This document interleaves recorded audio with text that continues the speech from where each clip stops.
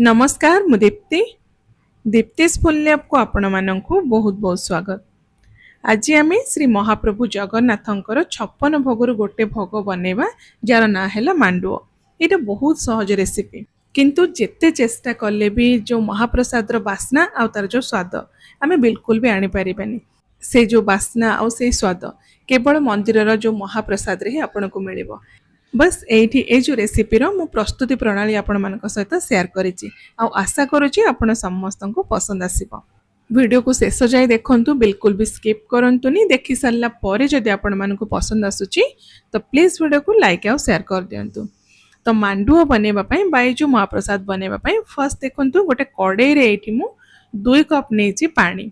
जे कोनोसी गोटे जगह आपण फिक्स कर देबे, सेइथिरे सब जिंस मापी कि नेबे। मु एठी गोटे मेजरिंग कप नेछि तो ये मु 2 कप मापिकी पानी नहीं। आपड़ जेकोसी गिना हो बा घर ग्लास बा चा पीवा कप कौन भी मापिकी नहीं पारे। तो सेम कप रे मापिकी आम ए ऐड करवा 1.5 कप गुड़। तो ये जदि गुंड गुड़ आप नौकरी ताले मापिबा सुविधा हम। आदि गोटा गुड़ नौकरी टिके आप छुरी रे काटिदेवे, खंड खंड करदे ना ग्रेट करदे, से मापिबा आपन को इजी हम। तापर आम ए ऐड करवा 2 चम्मच गोलमरीच गुंड। आ जो गोलमरीच गुंड को ना आपड़ टिके एमती हल्का दरदरा करके गुंड करेंगे बा छेची देबे, पूरा फाइन करके पाउडर बनइबेनी। नेक्स्ट आम ए मिक्स करवा 2 चम्मच पानमोहरी गुंड। आ पानमोहरी को भी ना आपड़ एमती हेमदस्तारे टिके छेचिकी नेबे, टिके एमती दरदरा करदेबे, पूरा फाइन करेंगे बा पाउडर बनइबेनी बा पूरा गोटा गोटा नेबेनी, टिके आपड़ छेचिकी एठी यूज करेंगे।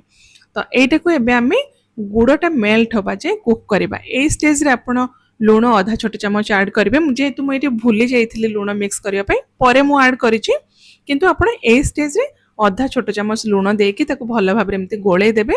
हाई फ्लेम रखिकी गुड़टा मेल्ट होबा जाए एठी कुक करेंगे।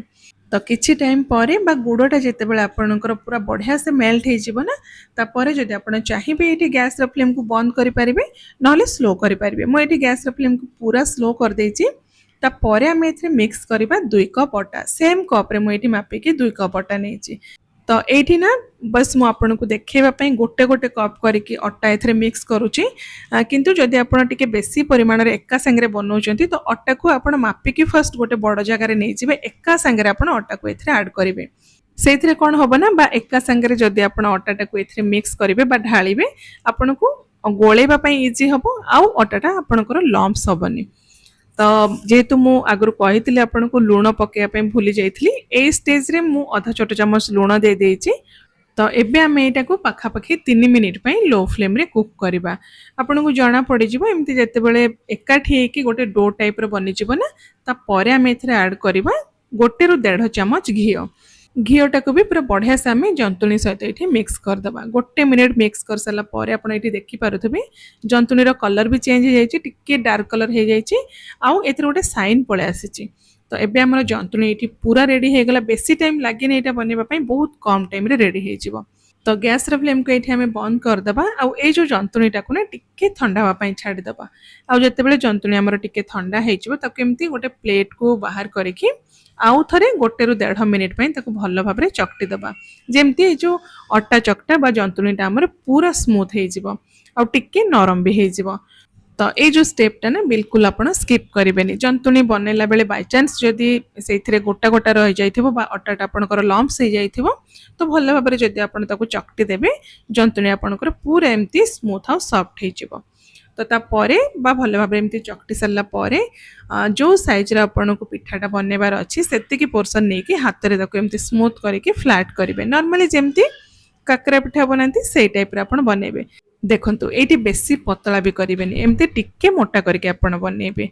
नॉर्मल काकरा पिठारे आम पूर दे था, किंतु ये जो पिठारे पूर दिया हुए से आप आराम से यहाँ को बनई पारे। देखो ये सब पिठा गुड़ाक मुझे बनई देछि। एबे आम सब को फ्राए करवा। बस पिठा जिते बेले आप बनइबे ना, गोटे कथा ध्यान रखिए, बेसी ताको पतला करके बनइबेनी। मोटा करके बनइले फ्राए करला बेले पिठा आपनकर बढ़िया से फ्राए हवा सहित तेल बेसी सोक करबनी। तो ये जो पिठाटा को ना मीडियम गरम तेल रे ही आम फ्राए करवा। तेलर टेम्परेचर बेसी जमती हाई न रुहे कि लो न रुहे, तेलटा मीडियम गरम थिबो। तापरे तेल रे पिठा पकईकी फ्लेम को आपण हाई करेंगे। तापरे हाई फ्लेम रे पिठा को आपण डार्क ब्राउन हवा जाए फ्राए करेंगे। एमती तो ये जो पिठा को घीरे बना जाए बा घीरे फ्राए करा जाए किंतु मुझे जेहेतु घर पर बनाऊँगी तेल फ्राए करुच्ची जदि आप भोग बनाऊँ घीरे फ्राए करेंगे बा अल्प घीरे भी आप पिठा को सेलो फ्राए करेंगे। ये देखो पिठा आमर पूरा डार्क कलर हो जाए तो एबे आम ये सब को तेल रु बाहर करके नेक्स्ट बैच भी बाकी जो पिठा अच्छे आम सेम प्रोसेस रे फ्राए करवा। तो ये पिठार जो क्रैक्स गुड़ाक आप देखुं ना से ही आप जापर पिठा आपंकर परफेक्ट बनी कि ना। फ्राए करला बेले जदि पिठार आपंकर क्रैक्स आसुथबो जानबे जे पिठा आपंकर बहुत बढ़िया बनी। तो यही प्रोसेस रे ये जो पिठाटा को बन कि आप भोग भी लगे पारे बा जेकोसी पूजा पर्वाणी दिन मानक भी बा नॉर्मल दिन मानक जदि खाइबा आपको इच्छा हो यहाँ को बन के आप खाईपारे। बहुत इजी रेसिपी बेसी टाइम भी लगे बहुत कम टाइम रे आराम से पिठाटा को आप घरे बन पारे। आशा करुच्ची रेसिपीटी आप समस्त को पसंद आसथिबो। मु आउ थरे आपण मानक पई गोटे बहुत ही बढ़िया नुआ रेसिपी नहीं आसबि। Till then take care and bye bye.